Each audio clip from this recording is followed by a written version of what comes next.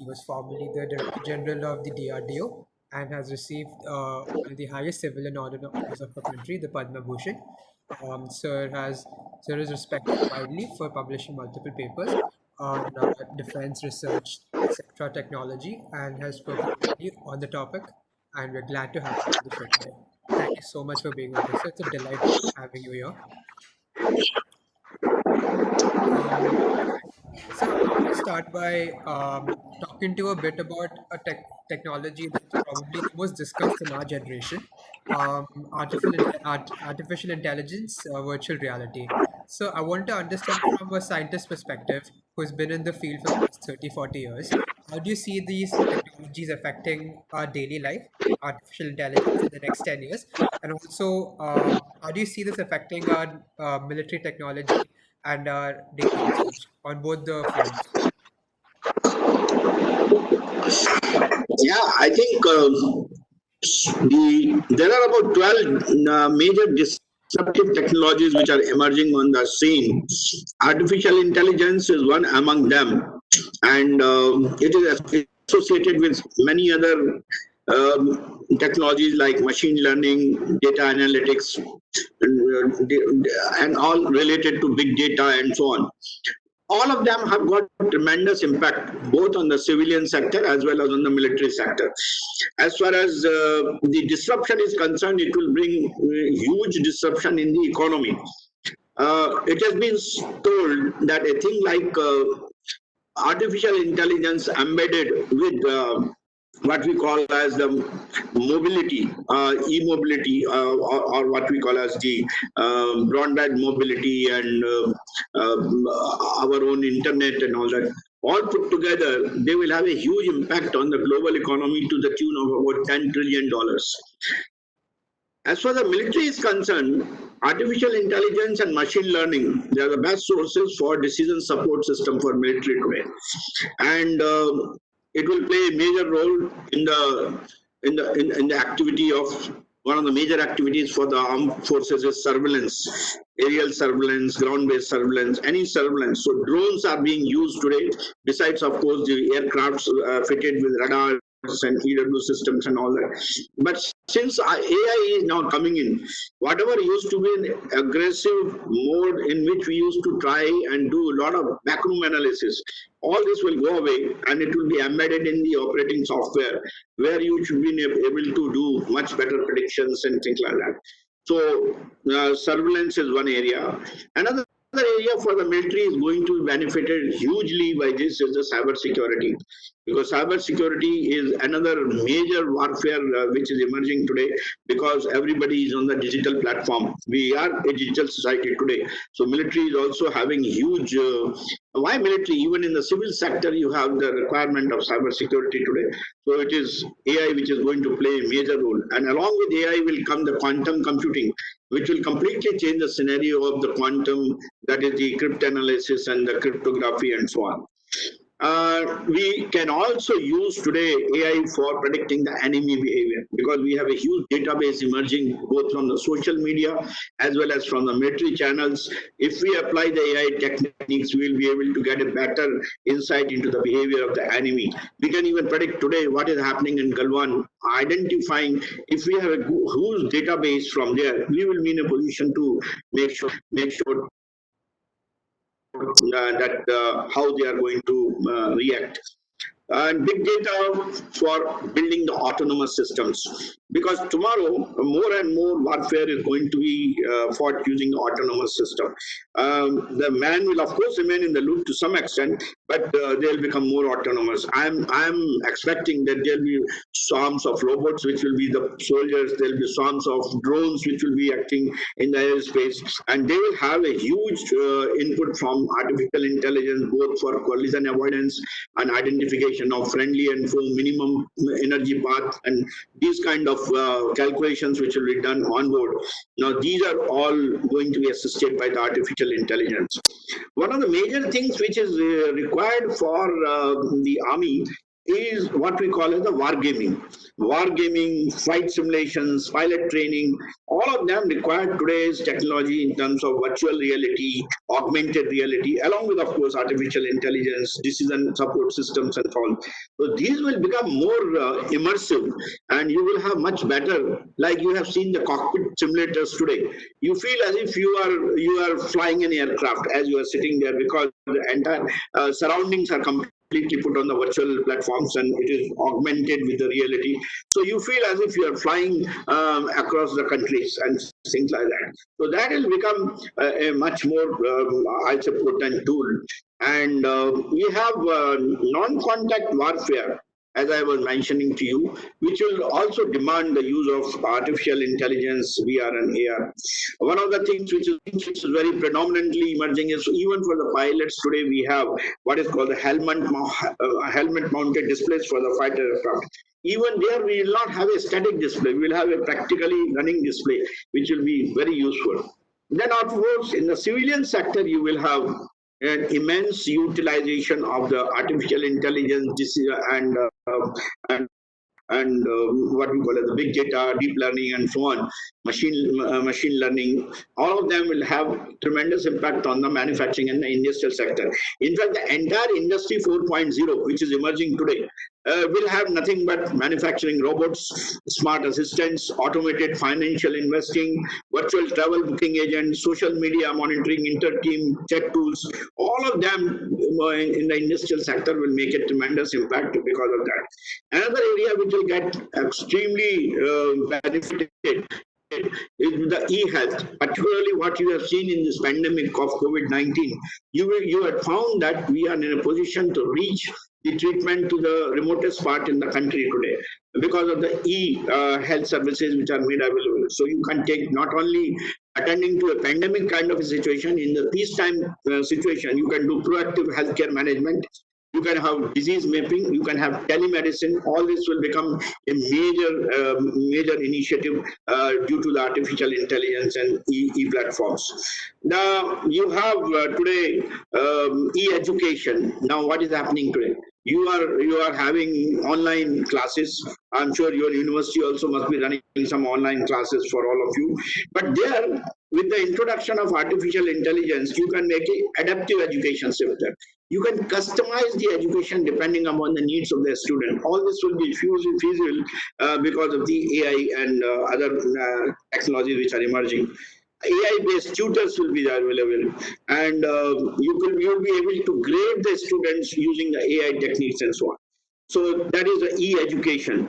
And then you have agriculture, which is becoming much more intense today. We have major programs for bringing precision agriculture into the system. And when we bring precision agriculture, then you have agriculture robots. You have UAVs, which will be doing what we call as the seeding, which will be using what we call as the spraying of the pesticides and so on.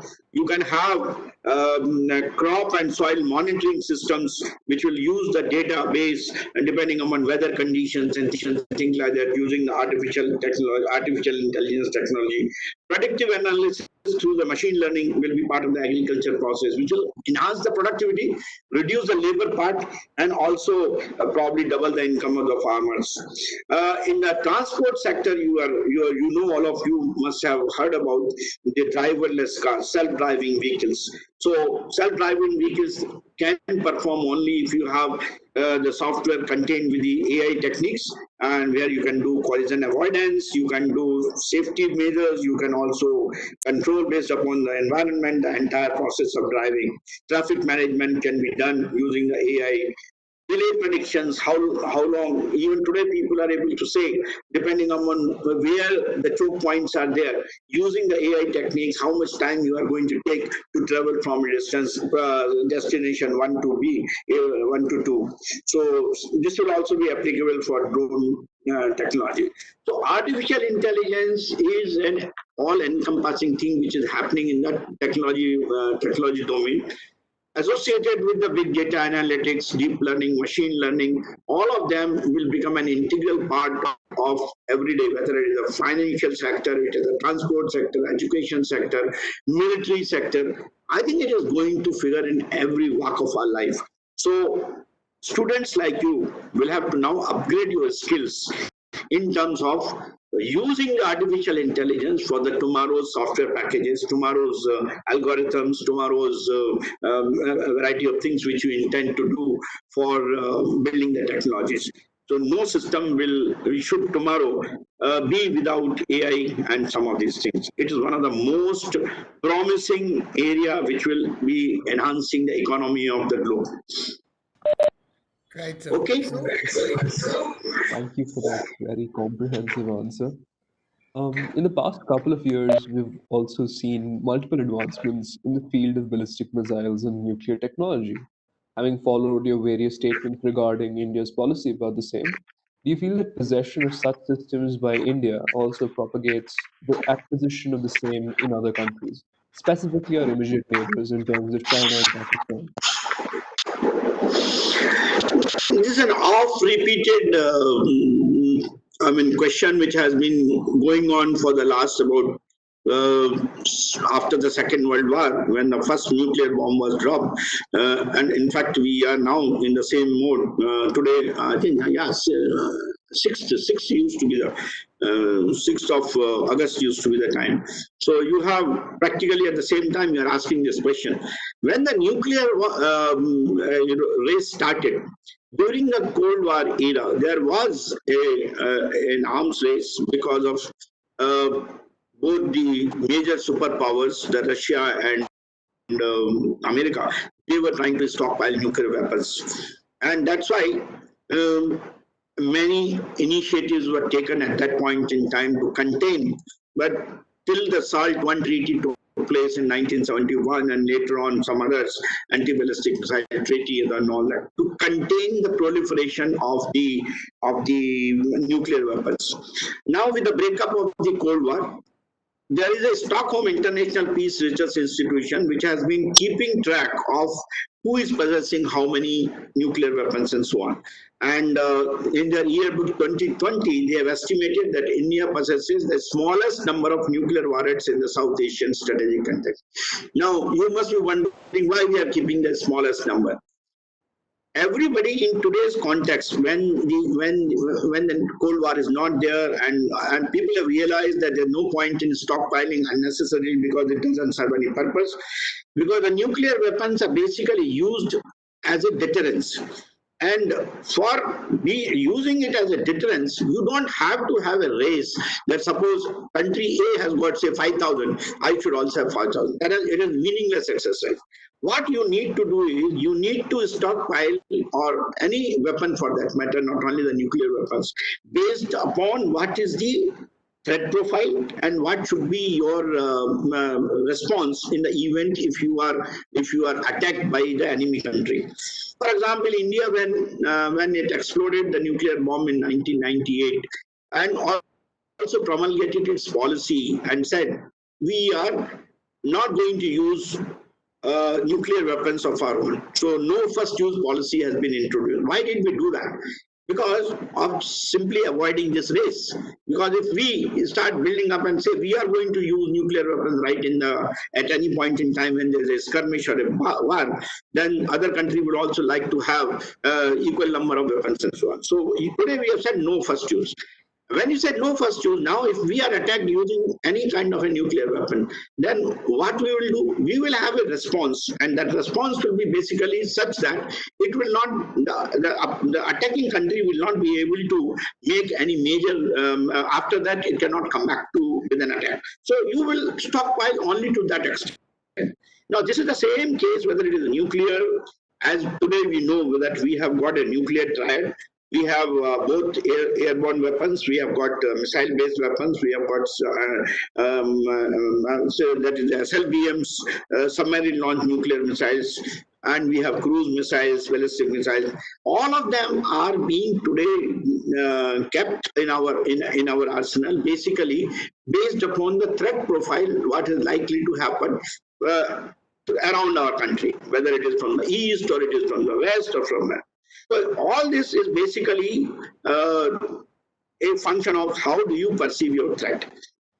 I will say that yes, when you try to build your weapons to certain extent, conventional weapons, when they are being built, it will always be a race. That suppose I've got 500 tanks, how many tanks the other country has got? So there will always be a race, and this has been a race not today; it has been there for centuries.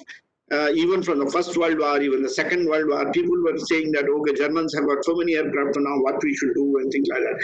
So always there has been a tendency to match the kind of weapons the other country has got, because you have to fight wars over a long period of time.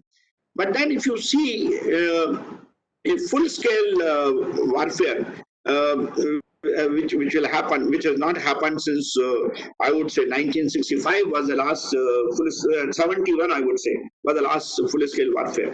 Even the Kargil was not a very major warfare; it was kind of a skirmish that took place across this. Of course, we had to fight with our tooth inside, mainly because today people are not planning to do this kind of all-out warfare. So you will now plan your weaponry based upon what is the likelihood of a warfare. That is where the inputs which are coming for deciding what should be your holding of the weapon system are not just what the enemy has got. How do you perceive how the enemy will attack you, in what measures, from which direction, and what will be our defense? And accordingly, you try. So, to some extent, there will be enemy, there will be arms race, and we cannot avoid it. But we cannot go to infinite limits that we keep on building up irrespective of any numbers, because development and security both go together. Actually, they are the two sides of the same coin. Development without security is not defendable, and security without development is also a thing for what you are going to defend. So you have to put your money accordingly in a balanced manner. So you should not fall into an arms race. You should actually decide how many weapons are needed depending upon the threat profile. Arms race, you can call it arms race, because certainly we would like to have some matching numbers, but it will not go to some absurd limits. Then tomorrow we have warfare scenarios are changing. The combat is not going to be man to man, is going to be non-contact warfare. So depending upon those things, the type of weapons which you are going to do, and you will like to equip yourself. And in addition to that, what we are seeing, it is not a full-scale warfare. We are seeing terrorist attacks, cross-border terrorism.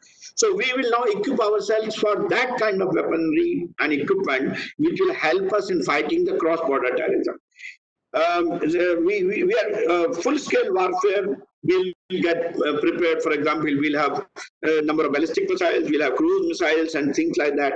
But it doesn't mean that everything should be in very large numbers. And we are not going to count how many country A has got or how many country B has got, because matching that is not the answer. The answer is how many weapons you will need in case you have a warfare based upon the threat profile, and accordingly you will keep yourself equipped with that.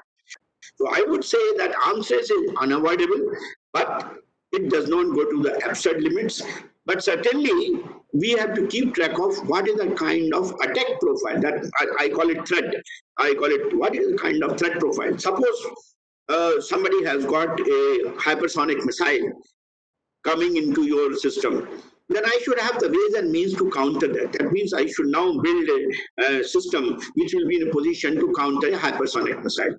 If I've got a cruise missile, then I should have a mechanism to detect a cruise missile which is flying a treetop or something. That means I should have surveillance systems which will take care of the cruise missile systems. If somebody has got a stealth aircraft, and if it is going to come and attack me, then I should have radar and detection capabilities, which will be in a position to detect even a stealth aircraft. So equipping yourself with what technology, what ammunition is again purely a function of threat profile.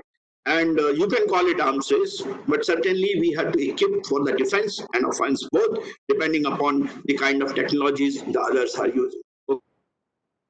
Okay. Bringing the question back to our country, our government has advocated for the Make in India campaign. the Atmanirbhar campaign. We have time and again tried to indigenize production in multiple facets, even in the military. Also, tried to increase innovation and productivity in the youth by giving more ways to startups. In an institution like the Niti Aayog, you are privy to more information and data than everybody else. So, probably could you give us an idea about how this startup campaign in India, indigenization campaign in India is going, and is India able to keep up with the global standards and adopt with the new coming technologies, essentially? You see, Make in India campaign was initiated during the first term of the UPA of the BJP government, our present government, basically to excel in the manufacturing sector in such a manner that our contribution of the manufacturing sector to the GDP, the gross development product goes to almost 25% from the existing about 15 to 16% in those days. That was the whole objective of launching a Make in India campaign. Of course, we have at that time suggested that it should not be just make in India, it should be design and make in India, design and manufactured in India. Basically, we wanted the highest level of value addition to that take place in the country, and accordingly, certain modifications were made in the government's program. The impact of this program has been that today, because of the innovation policies which the government of India initiated in the last 5 to 7 years, India has reached the global innovation index 52 from 76 in 2014-15. So this you can see a jump which has taken place. India is today the third largest tech startup ecosystem in the world. That means the number of startups which have come because of the policies of the government of India, it is enormous today. In fact, there are unicorn companies, almost 61 unicorn companies are there in the last 5 years. You understand unicorn, those who go into $1 billion kind of turnover. So these companies today are 61. Out of that, almost about 40, of course, have operations outside India, and about 20 and odd are having operations inside the country. So you have a startup culture that has happened. You have innovation culture that has happened. And most of it is because of the high involvement of the youth of this country. The youth of this country has been able to now make use of the kind of knowledge background they have developed from the various institutions and the ecosystem that the government has provided to come up with these kind of startups and a lot of innovation. Of course, the country's future always lies in the advancement of what we call as the education, research, and development, and that is responsible for laying the foundation for such a good innovation system. And to that extent, I would say the government's policy, which has been just launched, New Education Policy 2020, emphasizes on foundational literacy and numeracy. Why are doing it? Because we want to make sure that the scientific culture, the what we call it, the scientific temper, the creativity and the thinking that should happen, it should happen right from the younger days. It should not happen at the age of 40 and on. It should happen when the child is passing through the primary education or the secondary education. And as a result, this new education policy is going to certainly transform this entire process of learning, and which will be more based upon creative thinking and not rote learning. It will emphasize on project-based education and so on. So that will certainly change the scenario further.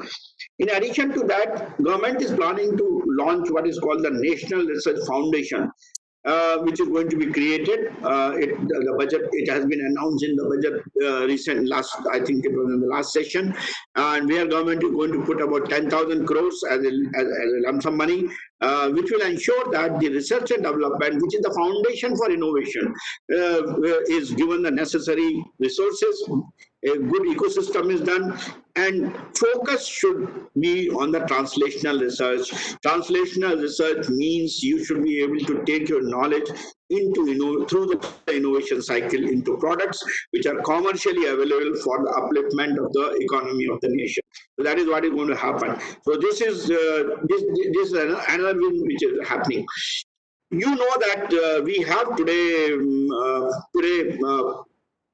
path-breaking discoveries made in academic labs, and they come out from the basic research programs. The IITs have launched for bringing up innovation into the foray and commercialization. IIT Chennai Research Park, now IIT Kharagpur Research Park is coming. IIT Bombay has been one place which has been responsible for incubating large number of companies through the kind of innovation that have taken place in the various sectors. There is a medical devices sector which is being promoted by IIT Bombay in terms of variety of innovations that are taking place between IIT Bombay and the various industries that are around it. So all this is happening today. Even in the sector of education, remote learning, you have huge programs like Byju's, the Kalam Academy, and so on. All of them are nothing but the innovations which are actually transforming the education system. So we have to create a really good ecosystem for doing further innovation. And in that direction, Government of India took a major step in 2015-16, where we launched the Atal Innovation Mission to boost India's innovation and R&D activities for social level. Niti Aayog identified almost about 3,000 secondary schools for nurturing innovation and entrepreneurial spirit. And these schools will actually facilitate the creation of over 1 million new child innovators by 2021. That is the kind of objective we have got, and we found that the youngsters are in a position to come up with bright ideas, and many incubation companies are in a position to make use of those ideas to commercialize. Atal Innovation Mission certainly will transform changes in the technological innovation and the pedagogy which is there in the schools and secondary schools. Then there is a Indian Innovation Growth Program of 2018, which has been done by, basically it is the program which is launched by the Department of Science and Technology with almost a funding of $2 million, which will help entrepreneurs working in social and industrial innovations to bring breakthrough ideas to the market. So this is another possibility. But I can only say this, that while a lot of steps have been taken for promoting innovation, and also incubation is taking place, IIT research parks have taken place, number of educational institutions are giving focus to innovation, the corporate social responsibility funding is also being allowed to be spent on innovation. There are a number of venture capitalists which are happening, but most of the innovations that have taken place today are in the service sector. And the service sector is one which can bring addition to the economy to some extent, but it is not permanent. If you want permanency and a regular growth, the innovation has to be focused on the engineering innovations, technology innovation, manufacturing innovation. And for that, we should develop a global leadership in science, engineering, technology, manufacturing. We need to that end. Excellence we need in basic research, particularly directed basic research, and in applied research, including pre-competitive applied research, and particularly in critical technologies. Like today, if you want to really do innovation, as we discussed in the earlier question, artificial intelligence, deep learning, data analytics, big data analytics, blockchain, and many of such disruptive technologies have to be mastered for you to innovate the products of the future. And hence, there has to be a larger focus on that. So we need excellence in R&D, led technology development and innovation. Developing an ecosystem where there's a constant support for many soft needs, such as support in making business plans, getting connected to the right mentors, running the business so that it can support startups at different stages is critical. And hence, the programs of the Government of India are going to support innovation, incubation, commercialization, and also, as our Honorable Prime Minister said, Atmanirbhar Bharat. That means we would like to have most of the products being produced using the indigenous technology, indigenous resources, and our dependence on import should be reduced to the bare minimum. while we'll be globally connected, but we certainly need to ensure that we are self-sufficient. And a situation which arose during the pandemic, wherein I want to tell you, we could not actually get things from the foreign countries to support our medical system, our ventilators and our drugs and all that. Such a situation should not arise. Innovation in these areas is absolutely essential. Okay.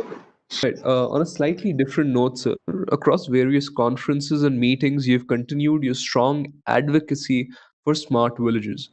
Could you please elaborate on the same and explain how, as to modern day technologies, can be expanded into the villages of our country, and how sustainable will such an endeavor be?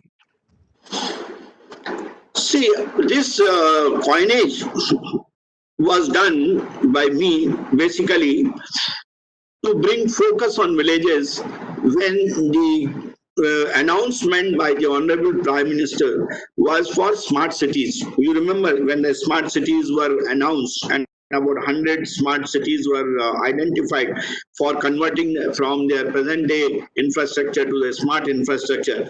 I was of the opinion that if you want to really make India uh, count and reduce all the problems and miseries what we have in terms of poverty, in terms of employment and things like that, I think we have to make our villages smart. So that's why I used to advocate that we should have focus on smart villages. Now, what is the smart villages we are talking of? We are talking about smart villages to the extent that whatever technologies we are having today, they should be used for bringing the similar kind of infrastructure as we have in the cities. If you recall, Dr. Kalam used to talk about, PURA, the provision of urban facilities in the rural areas. And that concept was nothing but the smart villages. Of course, he didn't use the word smart villages because it was not. Why the smartness came? Because we are all switching over to the digital platforms and so on, which will bring in more and more smartness into their operation. So today, if you want to really make smart villages, we should use the digital platforms as well. That means the first and the foremost thing is the reach of the internet and the digital technology should be there to the remotest corner in the villages. While that has been achieved to a certain extent, but the last mile connectivity in some cases is even today a problem. If that happens, then I can provide all the internet-based services even in the villages today. What you are able to get in the urban areas today, and what your children in the cities are able to do the remote learning from the schools, whereas the villages where we have not gone beyond 2G in many cases, connectivity is a problem. So that kind of a situation can be avoided if we are in a position to bring the smartness to the same level in the villages also. Same is the case when you want to provide e-health. We are not in a position to run our primary health centers equipped with the best of the doctors and equipment. Now, if we have the connectivity, and we should be able to do e-health with the help of our ASHA workers and the doctors sitting at a central place, maybe in an urban center. They will be able to diagnosis, prescribe medicines and things like that. Even today, with the technology as is emerging of robotics and all that, one is able to perform operations remotely. So I'm going much beyond what is possible. So e-education, e-health can become the part of the villages tomorrow. And whatever deficiencies we have today in terms of poor infrastructure for the schools, poor infrastructure for health, all that can be overcome. And the village people will also be in a position to enjoy the same kind of facilities as we are having in the case of rural, urban areas. If you take, as I was mentioning in the case of AI, agriculture. Now, agriculture is another area. The villager needs advice what kind of cropping we should do. They run into locust. Now, if the locust comes, the crops are going to be damaged. Now, I should be in a position to provide them drones for spreading fertilizers, pesticides, and all that.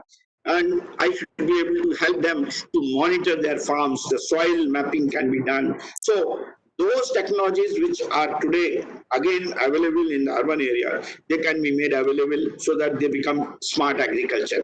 They should be able to find out when their crop will be, what kind of disease the crop has been affected, what pesticide should be done. All this is part of the software package which is embedded, and that will tell them immediately what actions they have to take, rather than waiting for going to some agriculture university and getting the kind of advice from them and so on and so forth.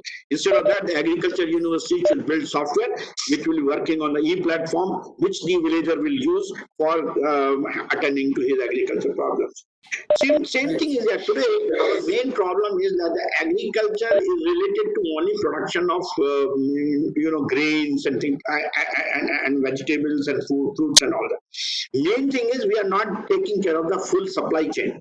So by making them smart, if we can set up food processing industry and automated mining systems and develop the infrastructure accordingly, the village will become smart and so on. We are talking of doubling the farmers' income by 2022. I think technology can be made use of by giving them proper information about climate change, food security, all that can be done.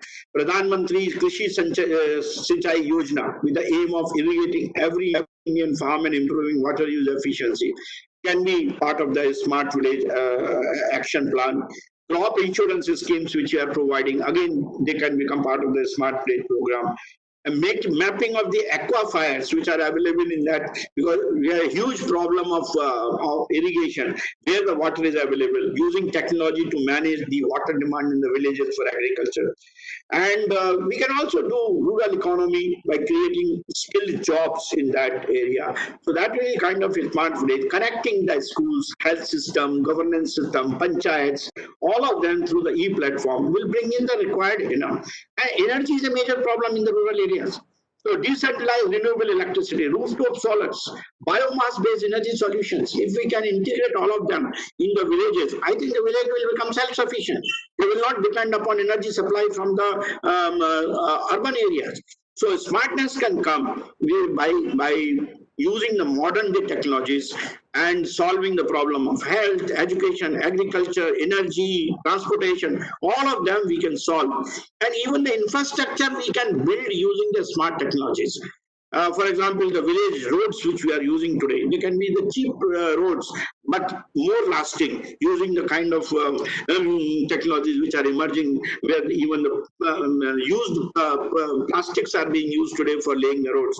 So many of these things which are happening, they can make our villages smart, and they will become more intelligent. They will be connected to the urban area. So there will be total smartness. The economic growth will take place. It is smartness just for the look of it. We want the economy to grow in the rural areas. We want the villages to be the center for economic growth. They cannot be only users of the economy of the country. They should be the centers of the economic growth, and that the smartness can bring it.